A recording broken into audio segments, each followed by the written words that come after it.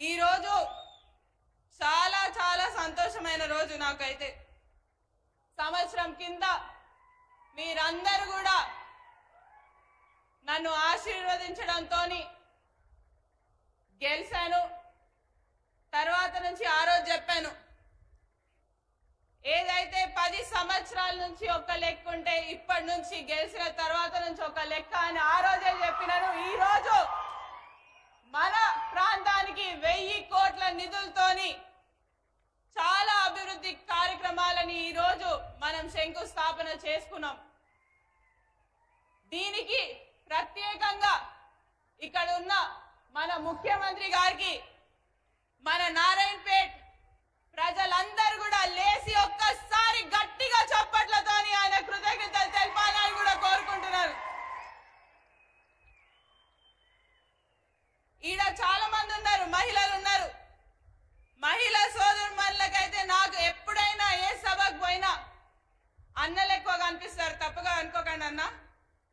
ఈసారి మాత్రం సగం సభ కంటే ఎక్కువ మన మహిళలే ఉండడం నాకు ఎంతో చాలా సంతోషం ఇచ్చింది. అమ్మ, ప్రతిసారి ఇలానే వచ్చి నన్ను ఆశీర్వదించాలని కూడా మీ అందరినీ కూడా కోరుకుంటూ, ఈ రోజు జరిగిన కార్యక్రమంలో అన్నిటికంటే ముఖ్యమైనది మనకు సంబంధించిన మహిళా జిల్లా సమైక్య ఏదైతే ఏర్పాటు చేసిండ్రో పెట్రోల్ బంక్ ని, అదే విధంగా మెడికల్ కాలేజ్ కానివ్వండి, ఎంసీహెచ్ కానివ్వండి, నర్సింగ్ కాలేజ్ కానివ్వండి, ఆర్ఎండ్బి రోడ్స్ కానివ్వండి, పంచాయత్ రాజ్ రోడ్స్ కానివ్వండి, ఇలా చెప్పుకుంటూ పోతే చాలా పనులకి ఈ రోజు 100 కోట్లతో శంకుస్థాపనలు చేసుకున్నాం. ఈ రోజు దీంతో పాటు ఇక్కడికి మన నారాయణపేట్ నియోజకవర్గ అభివృద్ధి బాటలో నడుస్తుందని ఇదొక తొలి మెట్టే అని మీ అందరికీ తెలియజేస్తున్నాను.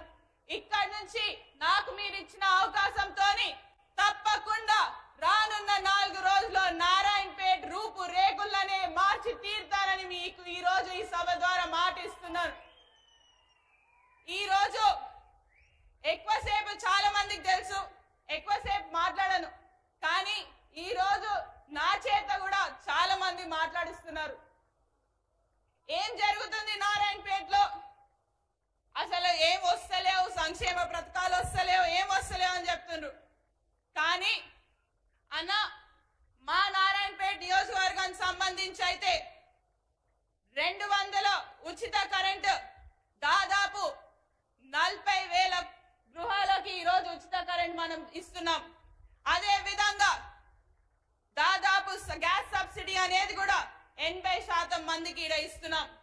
దీంతో పాటు ఇంకా చెప్పుకుంటా పోతే చాలా ఉన్నాయి, ఒక్కొక్కటి కూడా చెప్పుకుంటా పోతా. కొంచెం ఏంటంటే వెల్ఫేర్ స్కీమ్స్ గురించి మాట్లాడతాం.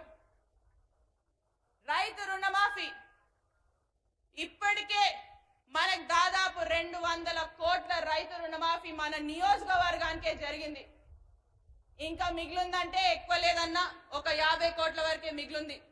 అది కూడా మరి దీంతో పాటు రైతు భరోసా ఇప్పటికే అందరికీ పడుతూనే ఉంది. మహాలక్ష్మి ఫ్రీ బస్ లో మా మహిళలందరూ కూడా ఈ రోజు దాదాపు 1,26,00,000 మంది ఈ రోజు ప్రయాణించిండ్రు. దాంట్లో 58 crores వరకు మనం ఇచ్చినామన్న నారాయణపేట్ నియోజకవర్గానికి. గృహజ్యోతి 200 యూనిట్లు, ఇంతకు ముందు నేను చెప్పినట్టు 40,000 ఇండ్లకి. గ్యాస్ సబ్సిడీ 31,000 ఇండ్లకి.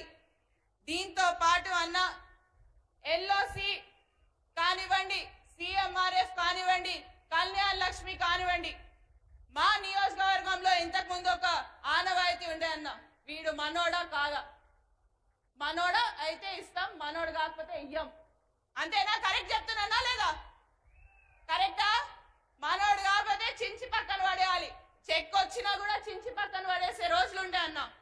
ఈ రోజు నాకు చేతికి శాంక్షన్ అయిన ప్రతి ఒక్క ఎల్ఓసి, ప్రతి ఒక్క సిఎంఆర్ఎఫ్ చెక్లు, ప్రతి కళ్యాణ్ లక్ష్మి చెక్లు ఈ రోజు వెంటనే అందజేస్తున్నాం. ఎప్పటికప్పుడు ఎవరు పైన ఎవరు కింద, వీళ్ళు మావాళ్ళు కాదు, నేను మీ బిడ్డని, మీ నారాయణపేట్ బిడ్డని, కాబట్టి మీరందరూ ఆశీర్వదించారు. దెబ్బతీస్తే నేను ఎమ్మెల్యే అయినా తప్పకుండా ప్రతి ఒక్కరికి కూడా సంక్షేమ పథకాలు అందే విధంగానే ముందుకెళ్తాం.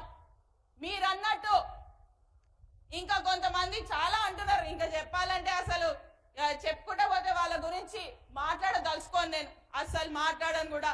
నేను చేసే పనుల గురించే మాట్లాడతా, నేను చేసే ప్రజా సేవ గురించే మాట్లాడతా. పక్కనోడి గురించి ఏం చేసుకోక వాళ్ళు ఇప్పటి వరకు ఏం చేసిండ్రో మీరందరూ చూసి నేనంతా కూడా చూసిన. ఇదే విధంగా నేను కేవలం కొన్నే అన్నా, ఇంకా కొన్ని పనులు ఉన్నాయి మా దగ్గర మేజర్ గా చేయాల్సినవి. మీరు ఎలా అయినా సాగునీరు ద్వారా మనకి మక్తల్, నారాయణపేట, కొడంగల్ లిఫ్ట్ ఇరిగేషన్ ఎలా అయినా ఇచ్చిండ్రు.